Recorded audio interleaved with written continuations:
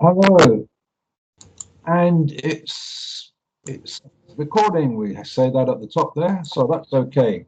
And welcome to the show, Alec, or shall I call you Jonathan Royle, your pseudonym? Whichever you prefer, Keith. Yeah. Just so you know, I can't see you, or I can now. Okay, that's fine. And let me get rid of this window in the middle of the screen. I've got a picture of me in the middle of the screen. This new Skype is always causing me problems because I've got a picture of me in the middle of the screen, but you can see me, can you? Yes, everything appears to now be doing what it should do. So, hello, everybody. Yeah, except I've got a picture of me in the middle of your face, which is no good. So I want to Well, that's not happening this end. no, okay. I've got my video settings window has opened itself and I can't get rid of it. Oh well, that's the beauty of Skype. And hello, Ruler, by the way. Are you there, Ruler? No, you're in the side there somewhere, but I'm sure Ruler's with us. But welcome to the show, Alex. How are you, by the way? I'm not bad, thanks. Yeah, I'm just glad that fingers crossed, we appear to have a connection on this occasion. So let's hope that remains with us for the next hour. And Alex is a returning guest. Some of you may remember him, but for those of you who don't, Alex is our, I may say, world famous hypnotist, stage hypnotist, and I think that's true, isn't it? World famous. It would be fair to say, albeit that's in the stage name, yeah, pseudonym of Jonathan Royle, yeah. And some would say notorious. Would that be accurate? A lot would, yeah, probably just mainly due to the fact that I'm, slightly outspoken on certain things. But there again, so are you, Keith. That is true, and we have those who love us and those who don't. And let me try and see if I can adjust this camera a little bit to bring me down in the frame. How's that?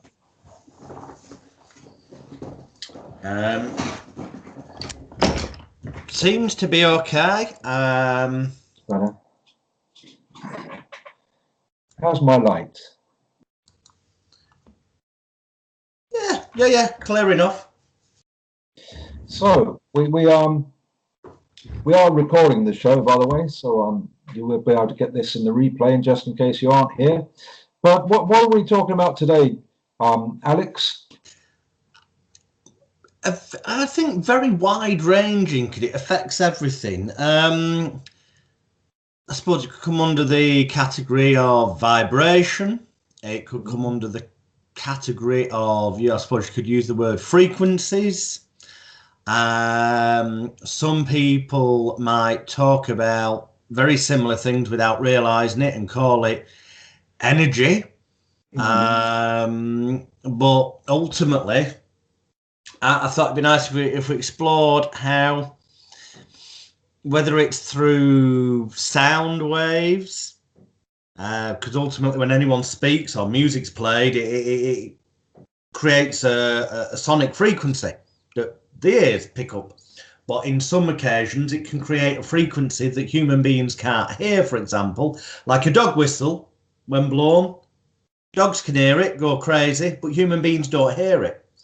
In the same way, at the other end of the scale, there are audio oscillators that make vibrational sound, or in more recent times, sonar audio type of radar systems that are used on the battlefield in war. That again, consciously can't be heard as such, but they just make they go at a frequency level that it's not conducive to feeling right, and it can literally send people crazy, as you know, can't it? Yeah. So what we're talking about, to clarify for those that are listening, we're talking about what we think, because energy is from our thoughts, and so we have to be careful what we think. So we have to project our thoughts.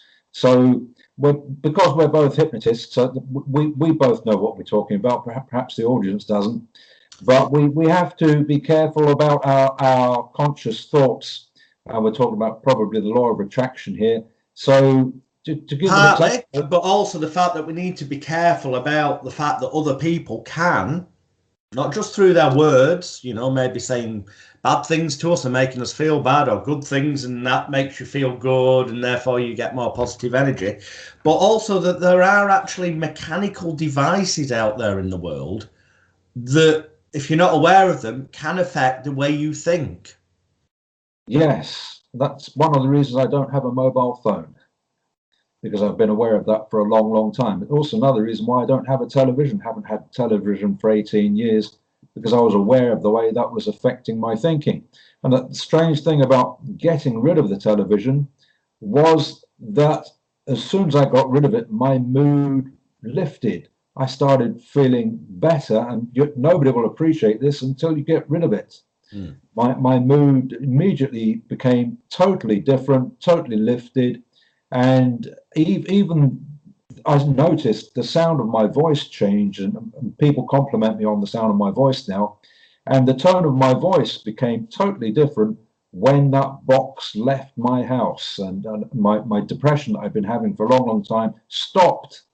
And I thought, wow, I never guessed it was the television that had been doing that to me, because the television gives off magnetic waves. It's flickering and flashing into your eyes all the time, and it's very much controlling your thoughts and your feelings.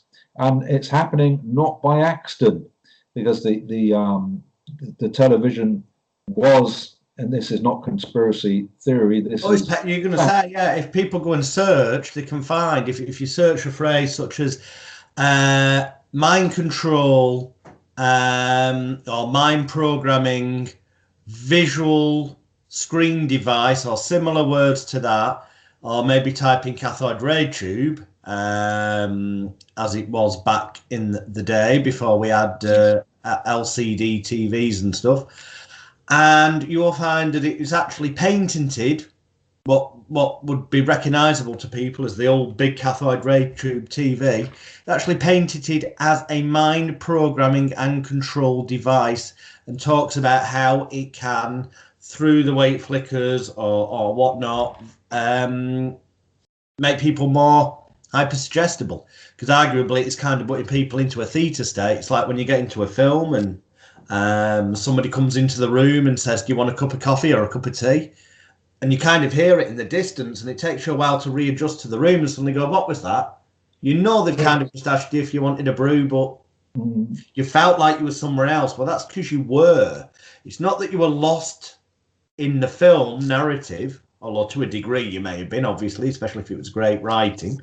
It's that's been amplified by the fact that the flickering of the light, or, you know, the LED, these days it's pixels of little LEDs and stuff, is affecting your optical nerve into the brain. It is affecting, and it is taking you to a theta level, which is arguably what they say hypnosis is, if we use that term loosely. Thus, when you're hypnotized, critical faculties shut down, you become way more suggestible. Hence, advertisers will pay happily so much money to get the time slot in between the high ratings television shows, because they know the science behind it. It's not by accident that the shows that we get on television are called TV programs and programming. Well, indeed. The development of television came from the war years, and it was very much developed in Germany, because the Nazis wanted a device to get propaganda into every home. And so the television was developed for getting propaganda into our homes. So television was originally developed as a propaganda device to get propaganda into our homes. So originally it wasn't for television shows, it was for getting the news into our homes and all the propaganda. Now, I don't want to scare people listening, but like Keith said, so you've got a way round that. That is to be aware of this, and the fact that if you suddenly start getting an urge or a desire to buy a certain brand of something, don't fall for it. You might just been getting repeated messages, and you know it would actually be wiser to take a step back and go and do a bit of window shopping and discover that you can get the same thing a lot cheaper, but it might not have some fancy designer brand name on it. But what is a brand name? It's just something we're conditioned and brainwashed to believe makes something better. And yet you can generally buy identical things without that little tiny tag or name in the corner for a fraction of the price. So why do people pay more? It's so that they can feel that they're better than other people, or it can fill some gap within them that they may have not a lot of confidence, but they find if they spend an unnecessary amount of money on something with a fancy design and name on, that it's like some kind of protective shield to them, because look, I'm doing really well and I've got this design of clothing and therefore I'm better than you. And that covers up for the fact that they feel this gap where, because of outside influences, whether it's through television programs, negativity in the media that instills the fear state in us, because it's all about instilling fear in the mass populace. Because fear, again, you've got fight and flight syndrome. Either fight the dinosaur or run away or freeze and get killed. If you freeze, you're definitely getting killed. If you run away, you might escape. If you fight, you might live as well. But freeze, boom, you're going to die. And so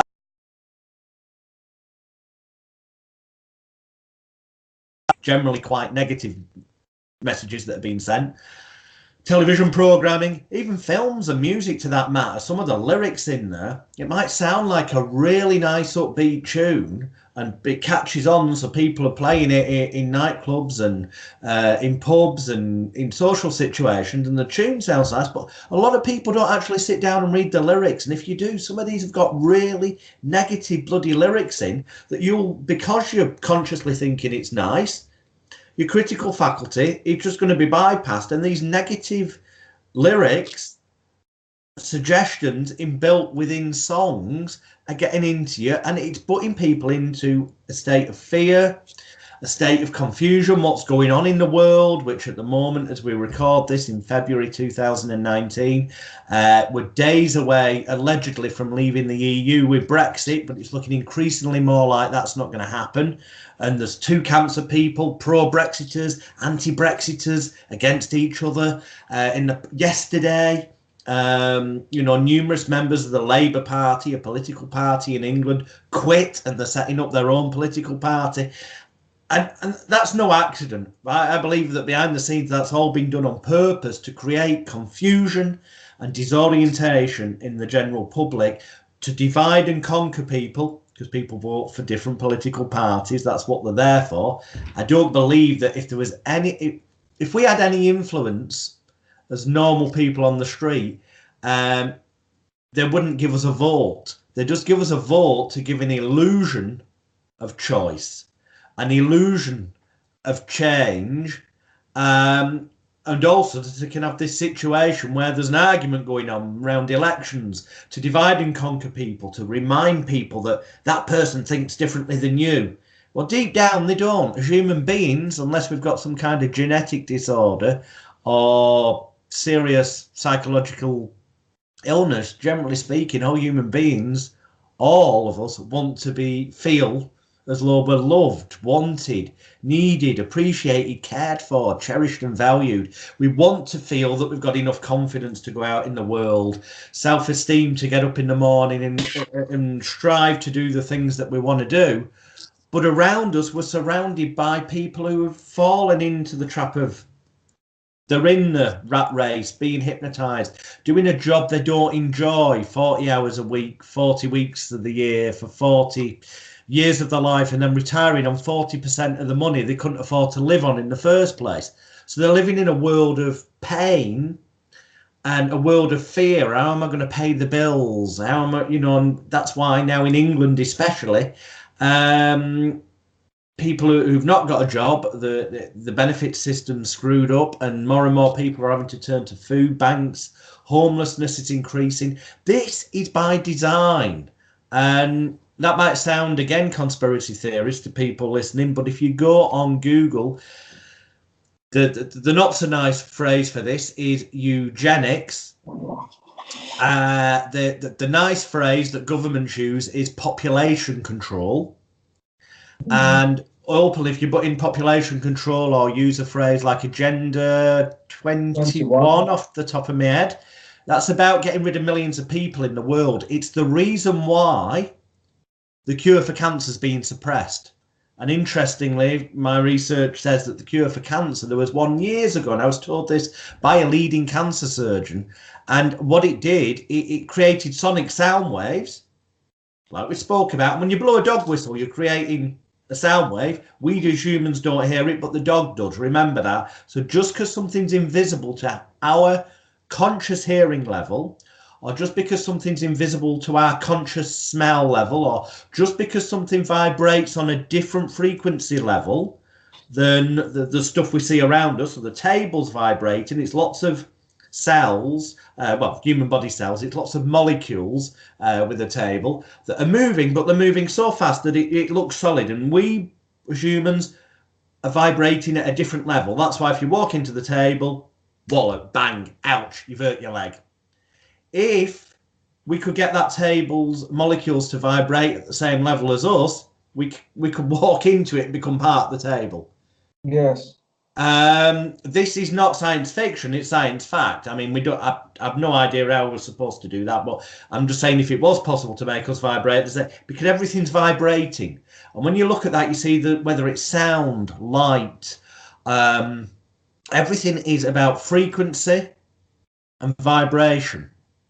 Now, that sometimes gets clouded and kind of hidden from us by the powers that be by labelling people who look outside the box as conspiracy theorists, and that other people are put off from, well, it must be negative what they're saying, so they're put off from listening to people like us, or they're put off from doing their own exploration, which is what I would encourage people to do. Don't believe a single word we're saying. Go away, do your own research. And they'll label things like the new age as winky wanky, arty farty. You know, a lot of it is. A lot of it is a scam. There's good and bad in every industry and every belief system. But the underlying thing of frequencies and vibrations is undeniably fact. If you walk into a room full of positive, happy people, generally speaking, unless a member of your own family's just passed away or some major emotional negative trigger that's understandable, generally speaking, if you're feeling down, you get around a lot of people who are upbeat and happy, you can't help but start feeling happier. Consequently and conversely, if you're feeling upbeat and you go into a room full of negative, pessimistic, moany, whingy, grumpy, depressed people, unless you consciously put your mind to trying to raise the vibration and the energy in that room, the frequency of their thoughts and stuff, the chances are you're going to sink down to their vibrational frequency level. Yes, I had examples of that at the weekend at the Best You at Olympia, you know, the Best You show. Yeah. And I was talking to people, being very bright and sparkly, as is my way. I had one guy who met me for moments, and he offered me almost a partnership in his office in Chelsea. I was amazed. I was just being positive and upbeat, and he'd known me for moments, and he was offering me a partnership. He hardly knew me. I was amazed, but I was just being positive because that clearly made him feel good. So in that moment, the energy you were giving out, you pick up on that vibrational frequency. It raised his, made him feel better than he did. And when people feel, and they may not necessarily consciously know that where it's come from, but when they feel suddenly better, they tend to attach it to the people around them at the time or the objects around them at the time. Yeah, but I was raising my vibration because I was there and supporting Jonathan Chase on his table because he was talking there and he had a table there. So I was consciously raising my energy to do the best I could for Jonathan Chase, and that's what the whole exhibition was about. So why wouldn't I raise my vibration? I even said to him, "Hold on a bit, you've only just met me. What do you think you're doing?" But he still insisted and persisted. in his track, and which reminds me, I must phone him to remind him that he made me that offer. That's the thing. When you make people feel good, they're more likely to offer you things. I mean, salespeople obviously know that, and they use it with not necessarily. I'm not just going to say necessarily negative intent, because not necessarily is it negative for them to try and sell you something. But there are salespeople out there that will manipulate people into buying stuff that they don't want by making the person feel good about them and themselves. So then they kind of almost feel obliged to buy things. Yeah. Everything's about emotion, because emotions, you take the word motion, E is for energy, it's energy in motion. Yeah. Even Albert Einstein, the clues are there, E equals mc squared. Yeah. Energy, it's all about energy, frequency, vibration. Now, we've talked about so far how that can be affected by people talking to you. If people are nasty to you, it makes you feel bad. If people are kind to you and give you compliments, well, it can sometimes make you feel uncomfortable, a bit embarrassed. But generally speaking, deep down, it makes you feel better. But there is, disturbingly, and we have mentioned the fact that there's devices, television affects brainwave, mobile phones, as you say, there's total evidence out there that it can affect the way you're thinking, let alone getting into the debate of the fact that it's been shown it can, long-term use can cause illnesses and stuff. But we're going into dangerously scary times, aren't we, Keith? Yes. That with what it's been termed to the public as it's going to improve your mobile phone reception, it's going to improve your internet and all this, that, the other, which they've first of all got people addicted to through mobile devices. So they're going to be less resistant to the introduction of the untested, highly dangerous 5G. 5G, yeah. We've got Public Health England are putting out reports that radio and mobile phones are perfectly safe, when clearly there's any amount of evidence that they are not at all. And I've got a history going back to 1976 that is the case, because I used to be in industry. And Public Health England saying they've done tests and it's perfectly safe. So they're lying through their back teeth, because radio and microwaves are not safe. You only have to put your dinner into the microwave and turn it on to prove that to yourself. And what does the microwave do? It makes the frequencies, the cellular modules, the molecules of the food vibrate. Yeah. Movement, energy, so fast that it causes it to heat up. That's what a microwave oven is in basic. So I mean, it does tie in with what we're saying, because everything's about frequencies and energy and it's move. Imagine you as a human being, you wouldn't step into a microwave, would you? And let somebody switch it off. Public Health England are still basing their tests on a plastic head. They're saying it doesn't hurt a plastic head, so that must be okay.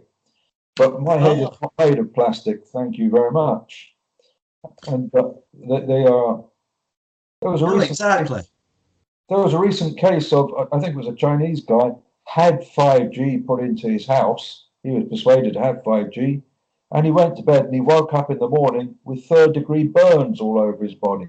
Had to be taken to hospital by friends. Well, this technology has been used in warfare, hasn't it? What 5G is from the battlefield. It is radar equipment, and a lot of soldiers coming back from war suffering from PTSD. They haven't got PTSD. They've got battlefield damage, but they're covering that up. They're calling it PTSD, and it isn't PTSD at all. It is battlefield damage. And I've got a history going back to 1976 in industry. And when we tested that equipment, which is now being called 5G, we had to write triplicate reports before we tested it to prove that we were testing it in a safe environment. Yeah. Because 50 yards across the road, we had residential houses, and we had to prove that we were testing that kind of equipment in a safe environment and protecting ourselves as well. And I remember when I was working in that factory, we had a chap there who was who was very keen to impress the bosses, and he was very health conscious, and he was a typical what do you call it? One of these guys that wore National Health Service glasses, and his name was Nippy Norman. He was always keen to impress the bosses, very health conscious. He was a bit of a geek, always very worried about his health, but he actually wasn't very healthy. And one of the guys pointed a microwave guide at him one day, pretending to shoot him with it, and it wasn't turned on. But he dropped dead with a heart attack because there was a big scandal over it. He had a heart attack on the spot, and it was terrible because he was a nice guy. He was a nice guy. That's just a minute. That's a very interesting point. Turned on, and the equipment was that dangerous. And he believed that. He believed it was turned on. Because that's the interesting thing. He believed it was turned on. I mean, if it had been turned on, it could have been that dangerous. It could have killed him. That was less he knew that. than a mobile phone. It's scary. So take a moment to think about it. He knew, that person knew that had it been switched on, it could potentially kill somebody. He believed it was switched on, so therefore he believed it could have that effect on him. And that alone, the thought, the belief, but that was less caused the physical action to happen. Less powerful than a mobile phone, that piece of kit was, but still dangerous. And we had to protect the people across the road who were 50 yards away in their houses. And that was a factory that was based in Croydon, where I live still, on the Pearly Way. Yeah. That was an MOD, well, it was an MOD controlled company. It was a private company, but controlled by the MOD. And we had rigorous regulations in there and a lot of secret stuff going on in there. So, 5G, there's already more and more side effects showing up from people who didn't previously know stuff about it. And then there's people like yourself who've encountered the technology through previous career paths. And it's been on the cards for a long, long time. They've been gradually wanting to get it into the mainstream. And it's being tested now in Gateshead and in Bristol and on the Isle of Wight. And they're starting to roll it out in London now. And I know it's on every lamppost in Surrey. Yeah. Croydon, where I live. It's very happening. But it's being sold to people as an improvement, isn't it? Your internet will be faster, because they've got people addicted to apps on the phone or using social media. Yeah. And every now and again, they'll interfere with that on purpose. Networks will go down and things every now and again. Not that often that people cause a mass revolt, but just enough that to be offered a solution of this will make it better, and that will never happen, means that people will go, oh, please, please, please, please give me 5G, and not stop to critically analyse and do research themselves into, could this actually be dangerous? Which the government says it's okay, and we accept that because like lemmings, we say, well, the government wouldn't hurt us, would we? But there's lots of evidence that the government has hurt us in the past. We've had times in the past where they've released chemical agents on the underground to test the dispersion, and they've admitted it. You can get up. Documents exist. Freedom of Information came out, didn't they? Or they got leaked to something that indeed, without a doubt, they dispersed chemicals in the underground to see what the effect would be. And they've released chemicals on the coastline to blow into the coastal towns to see, what the dispersal is like. Like flu viruses they've released from ships on the coastline. They've admitted this and they say that these are harmless flu bugs. That they're not that damaging.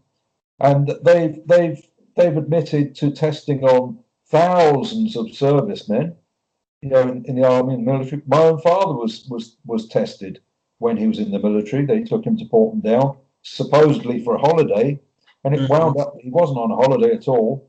He was being tested, and they were doing mind control on him when he went to Porton. And I'm sure he's a shadow of a man that he would have been now, because he was fighting in Korea. Tough guys go to fight in Korea, but if you look at my father now, bless him, he's not a tough guy now, and he's suffering from all kinds of disabling diseases now.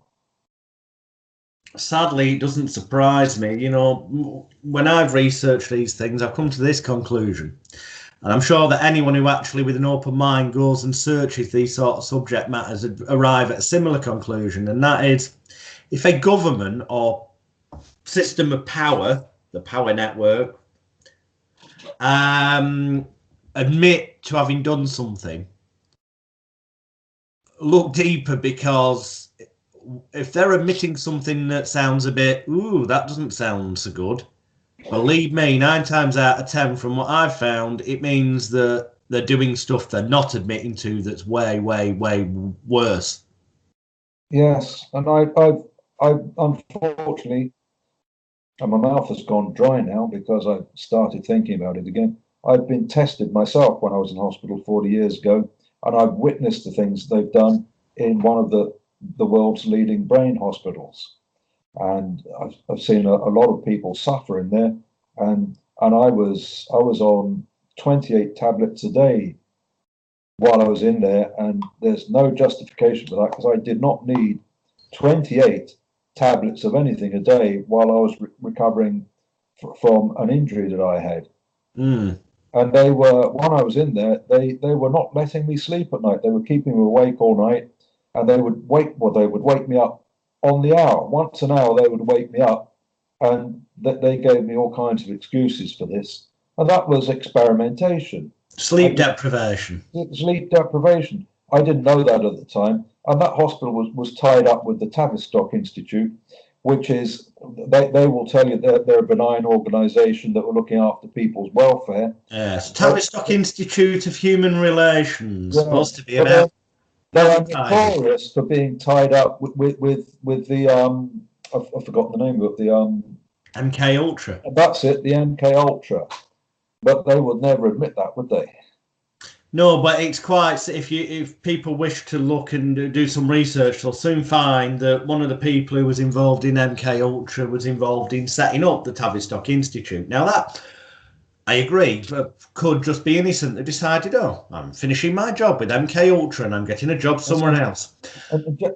Just to stop you there, Alex, because we've got a general audience, just to explain to the general audience, MK Ultra is an organisation set up by the CIA to literally torture people, break down their minds, and program them so they could be used as Manchurian candidates. That means there'd be robots to do the bidding of their masters, and they would literally go and assassinate people.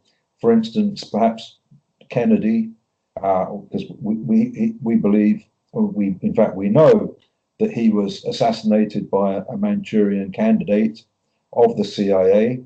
And they start program. They are so unscrupulous, the CIA, with MK Ultra. We know that they start programming people when they're as young as 3 years old, and because this is a general audience, I won't go into the methods that they use because it's really unpleasant. Well, the thing is, all human beings, when you're born, it's generally accepted that from sort of the age of birth to the age of 7, the formative years, as they're called in psychology, psychiatry, and other branches of pseudoscience. Sorry, that was a tongue-in-cheek joke. It's supposed to be real science, but what's the difference? What is the difference between pseudoscience and science? There is only one difference generally, and that is that the powers that be, governments, the conventional education system, have said that the people saying this stuff here, the conventional scientists, must be the ones who are right, and that over here, these people with certain theories are Mickey Mouse. And because the conventional education system said that, the powers that be, the governments, generally speaking, the mass populace go, well, that's pseudoscience, and that must be reality. Now, a lot of the time, that viewpoint is right in the sense of what is classed as pseudoscience. You know, go and hug a tree and you'll feel better. Well, a lot of people will go, well, that's complete cobblers. And yet, as much as on the one hand, it sounds like cobblers, and scientifically, well, until recently, there wasn't really any evidence. So therefore, that was true. So therefore, conventional science would have said that's complete cobblers. Ironically, there is evidence in recent years that plants, their vibrational energy, we can pick up on in the same way as human beings can, which shouldn't be too much of a surprise, really, because we breathe out. We breathe in the oxygen produced by plants, and we breathe out what they need. It's part of the natural system of the world. So, although breath is invisible, it's still an energy form. So, why should it be that ridiculous that hugging a tree could make you feel better? Yes. And again, like anything, if somebody believes something will work for them, then arguably the placebo effect is triggered. But things like the placebo effect, whilst conventional science over here will go, yeah, well, we use the placebo, we know it's got power, and that's why we test conventional chemical drugs against it. They manipulate it for the course of making money. Because although they'll go, this has been tested against placebos, you know, the sugar pill, that's an illusion, but the mind says it must work. They use that as justification to release dangerous chemicals onto the market with side effects to make money from people, big pharmaceutical companies, where in truth, antidepressants is a perfect example. And there's a wonderful book called The Emperor's New Drugs by Irving Kirsch. Yeah. And he goes through all these double and triple blind studies about placebo versus chemical antidepressants, and concluded that the vast majority of them are, at best, just equally as good as a placebo would be on its own. Yes. But scaringly, some of the so-called conventional science pharmaceutical antidepressant drugs are actually not as effective as the placebos. And that the conclusion is that used correctly, a sugar pill administered in the right manner can be more effective than the so-called conventional science. So suddenly, your new age cobblers, and some of it may still be cobblers, but not all new age cobblers is cobblers. Some of it is repressed because the powers that be don't want the mass populace to realise that over here there's a solution that doesn't require dangerous chemicals. There's a solution here that means they don't have to be dependent on buying drugs or taking drugs and damaging their body all the time. Yes. Well, they don't want them to know that we can cure most sicknesses just with the power of the mind. I mean, I'm, as you know, because we're hypnotists, we're not allowed to talk about that word cure, are we? No, because the advertising won't say we can. And you know, I do see the point of that to some degree, because, you know, people who've maybe just taken a course, passed it, and not had that much experience of treating clients, or not necessarily learned through the right channels. If they suddenly started banding the word around cure, it could give people false hope. Yes. Now, some hope, there's circumstances where some hope is better than no hope. However, there's also circumstances, sadly, where giving somebody hope can detract them from something else that would have been far more beneficial to them. Or you could do more harm because of the nocebo effect and other things. So I see that it is there to protect people on the one level, but I believe it's more there to protect your pharmaceutical companies. It is. I think it is, and it is right that it should be there. I think because there are those out there who I have to say are not very good at what we do, and that would be very damaging to the patient. But on the other hand, there is I think there is a lot of research that could be done in terms of what we do to There's test. Tons been done. There's tons been done, and you know, there is genuine real scientists, but ones that I'll call, I'm using this term loosely, but like whistleblowers. They're prepared to actually go, all right, I'm not going to get a massive research grant off this pharmaceutical company that will keep me rich. I'm going to have a slightly poorer life, but be totally true to myself and use real science without being influenced. And they'll examine other things. And there is evidence out there that, Dr. Bruce Lipton, the author of a book called The Biology of Belief. He is a proper, or at least he was a proper conventional cellular biologist. Went through the conventional educational or indoctrination system, as I prefer to call it, where he was taught that you have to believe these certain things because it fits with the agenda that us, the powers that be, the banking system, the people with the money, want you to believe, so that you make the mass populace believe, so that things run the way they want. And he found, actually, no, through mind power alone, you can change the cellular makeup of your body. You can affect genes, you can affect cells. And other people, such as Ernest Rossi, who was one of Milton Erickson's students. He's looked into, I think his book off the top of my head, The Psychobiology of Cells. So, just give me 1 second, viewers. It's called The Psychobiology of Mind-Body Healing by Ernest Rossi, and that was published first in about 1986. And in that, he was talking about how his research had shown that hypnosis could help people with things like cancer, AIDS, and other terminal illnesses.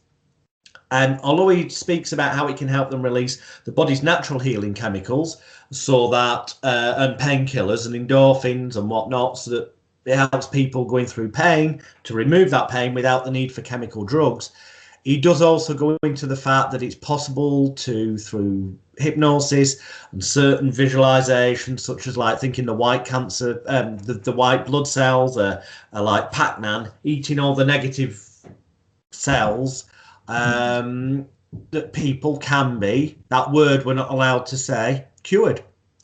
And that was even before Dr. Bruce Lipton had released the Biology of Belief, which takes similar themes, but because he comes from the science background, proving it further. That there is the evidence out there, but it's not in the interest of big pharmaceutical companies to let everyone know that using the placebo effect correctly and no need for chemicals, because then they wouldn't be selling the chemicals, and there's a multi-trillion-pound business. It's not in their interest to let people know that if someone like yourself or myself was to teach them how to program their own mind through self-hypnosis or similar techniques, that they could automatically have more energy every day. They could eliminate stress from their life, and stress has been scientifically proven, even by the people that want to hide information from us. They'll admit that stress is the biggest killer. Stress can lead to cellular disease and stuff.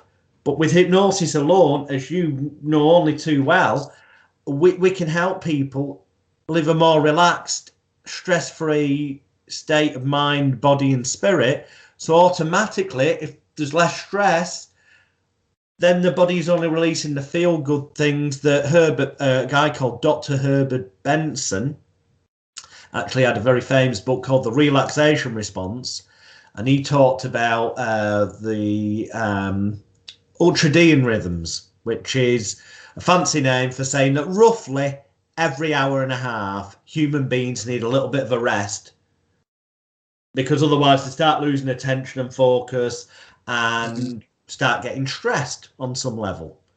So short little rests, roughly, some, give or take 10 minutes either way. The ultradian rhythm is such that if you just have a little bit of rest, then you can carry on and be far more efficient, and the body remains relaxed. Hence he calls it the relaxation response. It all interlinks. The evidence is out there, but powers that be will label those that are very vocal about this as either a new age nut job or a conspiracy theorist, because if what we were saying here was true, that your own mind could potentially cure you of cancer or AIDS or similar things, then that would prove that the people over here have been hiding things from people. And it would prove that they've been lying to people. And when people realise that, then there would be, well, I'm not saying riots, but there would be a revolt, and that whole divide and conquer voting thing and putting fear into people would start to collapse, and people would see with their own eyes that it's largely bollocks to control, manipulate, divide and conquer, and have people living in that freeze state where they're scared of what's going to happen next. They're too scared to run away because they don't know, the fear of the unknown. What if I went somewhere else? Well, no, I better stick with this job. I know I haven't really got enough money, but it's better than being on benefits, because I've seen in the papers how bad that is. So they won't run away, and they won't fight because they're scared of, if you say one thing out of work, if you say one thing these days that's slightly out of order, people will jump on you on social media and go, you're racist or you're sexist. And you may not be being racist at all. You may not be being sexist, but if you say one word out of place where people can misinterpret your meaning, everyone else who's been conditioned will jump on it and say, oh, you're a nasty person. Because it's been all set up that way by the powers that be, the banking people, your Rothschilds, your Rockefellers, lower down the scale, even your Murdochs. And yes, this is sounding very conspiracy-y, but as I said, don't believe any of it. Go on Google, do your own research. But if you do, remember this phrase: always follow the money. Pharmaceutical industry is worth trillions of dollars. They're not going to want to stop selling drugs and let people know that they can do it with their own mind. The cancer industry is worth multi-billions of pounds and dollars around the world. The managing directors of those companies aren't going to want to go bust, but if there was a way of curing things, they would go bust. There'd no longer be any need for any research. It's scary when you start looking at it, but that is why in psychology there's a term cognitive dissonance.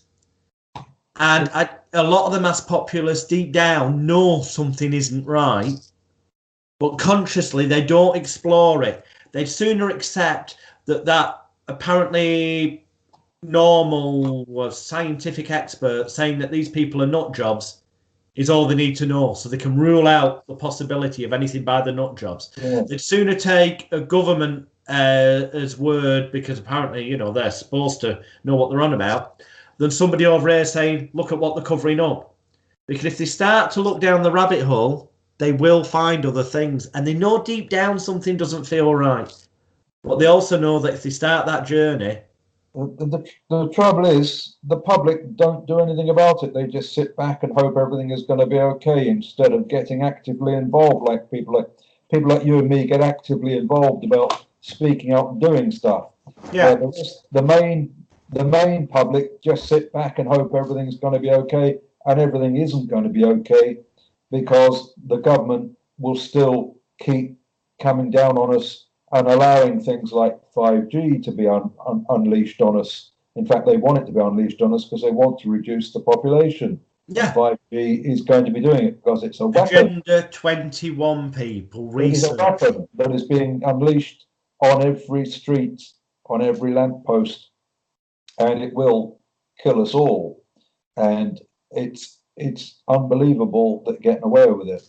It's another reason why I will refuse, as long as I can, to have keep offering me a smart meter for my house, for my gas and my electric. Well, they're going to make it compulsory in the end, and eventually they'll be installing them whether or not you want it.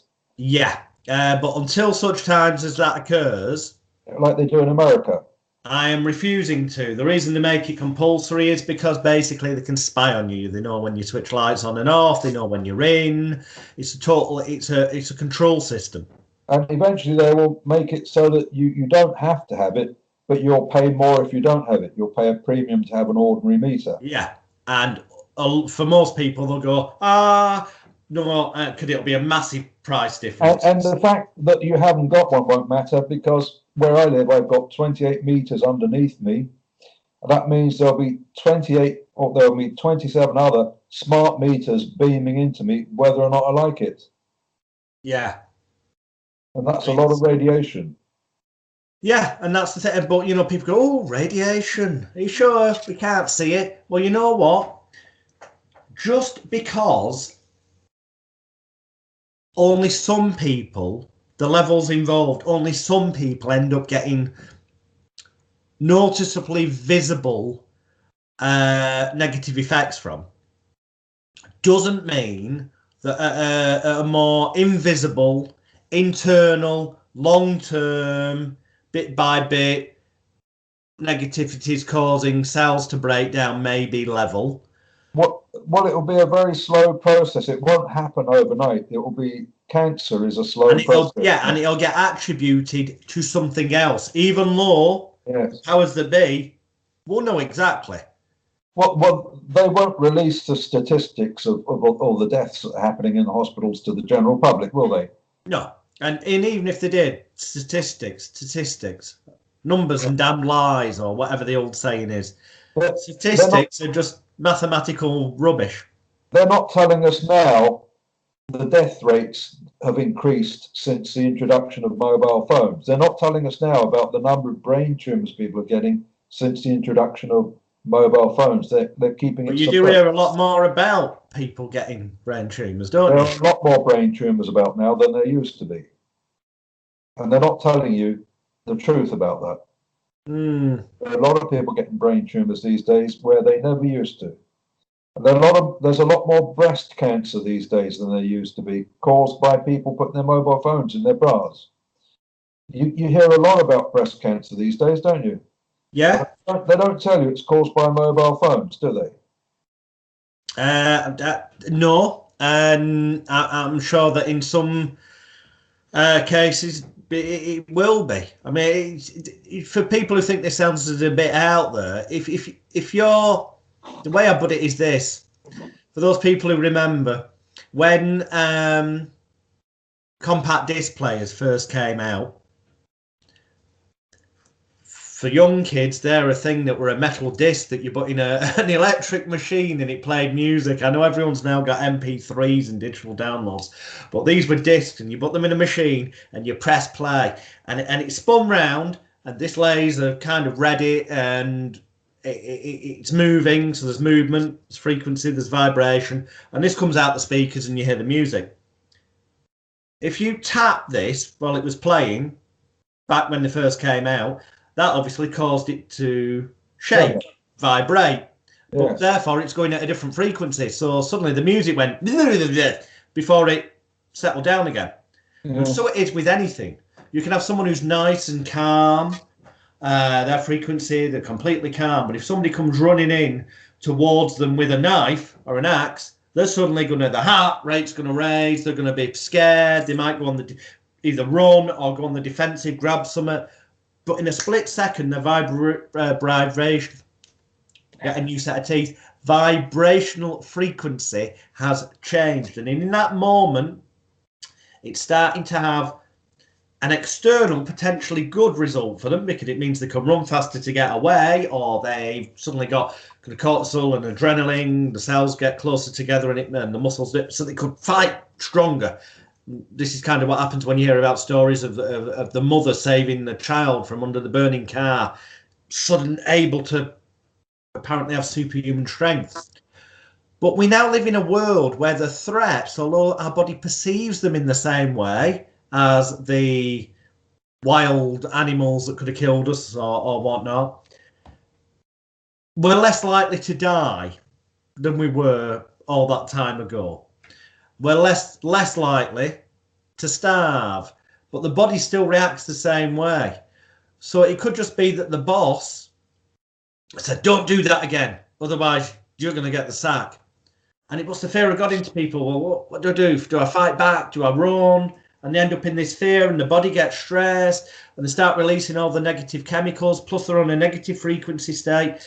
And that is bad enough alone, but the fact that it can be amplified, the negativity and unnaturalness, I know that's an odd word, the opposite of things that are natural, unnaturalness, of the world with your mobile phones, with your, it's not just the radio frequencies, it's if they're staring at the screen, it's the blue light, it's the LED lights that we've been enforced to have. You know, your old light bulb they've got rid of, apparently it's to have the energy saving light bulb, it'll save you money. Way, what they don't tell you is, do the research, that being around them too long has been linked potentially with causing illnesses, maybe even cancer. Yes. Yeah. We're counting down towards the end of the show now, Alex. We've got 5 minutes to go. So, well, yeah, well, I mean, I think if people, fortunately, this has been recorded, so people will be able to listen to it back, because as bizarrely off on different tangents as it may sound, all of it comes down to this. Nature is a positive thing. It's a positive vibrational frequency. The sun makes the grass grow in a normal world, for example, and then it rains so that water helps the grass get nourishment and all those kind of things. When you interfere with something natural, don't be surprised when you get unnatural results. And I'm not referring to the fact that there's weather satellites out there, that there's evidence if you go looking that governments can affect the weather. So they can change the entire mood of a society and cause a distraction from things that they're doing behind the scenes, so that people become so obsessed with, oh, bloody hell, the weather's so bad today, am I going to get to work, that they're not looking over here while governments pass through bills that may even include mention of removing certain human rights or having more surveillance things. No, I'm talking about the bigger picture, that if you do natural things, so if you feel tired, have a rest. That's what the ultradian rhythm is. The old saying, early to bed, early to rise. Well, it doesn't necessarily mean you have to go to bed at 7 o'clock at night and get up at, 5 in the morning. But if you go to bed at 2 o'clock the next morning, make sure you don't try getting up at 5. You need your rest period. That's what they call the circadian sleep rhythm. Do natural things, eat natural food, drink natural drinks. Water's provided by nature. Start adding chemicals into it, and I do it to a certain degree, even though I know the risk. I will drink, certain sodas and fizzy pops. But I've chosen to do that in full knowledge that that is unnatural to my body. Do natural things, you'll get natural results. And if you've ended up in an unnatural state, the way to improve it is to start doing natural things. If you keep doing the negative things you've been doing, you'll keep getting the same negative results. With that, Alex, we've got a couple of minutes left. Would you like to close up by telling us your website or anything that you'd like to? Yeah, I'm going to give you some free videos here because, as I say, one of the things they're suppressing is that how powerful the placebo effect, nocebo effect, and related things can be on mind-body healing. So I've got 6 hours of video, and you can download them completely free of charge from hypnotismexposed.com. Free? How many videos? It's 6 hours. There's about 5 video files you can download for free, but it's just over 6 hours in total. And as I say, no charge. Yours from hypnotismexposed.com. And they're worth downloading because I've used a lot of Alex's content, and it's really good. And you can get in touch with me as well on the show, or not on the show, but you can get in touch with me on my website at hypnosensi.com and book a session with me, and you won't be sorry. And Royle, thanks for letting us have the airtime with you on the show, and I'm sure you're there in the background somewhere. And it's been great. I'll be on the show. Just going to remind you before we go, tell the listeners and viewers, you're offering a discount, aren't you, if they mention the show when they contact you? Yes, indeed. If you contact me and let me know that you heard it on the show, I'm offering a £100 discount on my normal fee. So that's worth contacting me on my website, hypnosensi.com, or you can contact me on my Facebook page, which is facebook.com/hypnosensi. So you've got 2 ways to get in touch with me there. And so that's it from me. I'm going to say bye-bye from Alex and bye-bye from me. thanks very much, Alex, for being on the show. I really enjoyed it. Thanks for inviting me. Thanks, you. Royle. And thank you very much, Ruler. And so namaste from me and bye-bye from Alex. Would you like to say any final words, Alex? Just don't take a single word of what I've said as true. Assume it isn't and research it for yourself. Same with anyone. If anyone tells you something, go independently research, look at different sources, come to your own conclusions. That's the biggest message. Just question everything.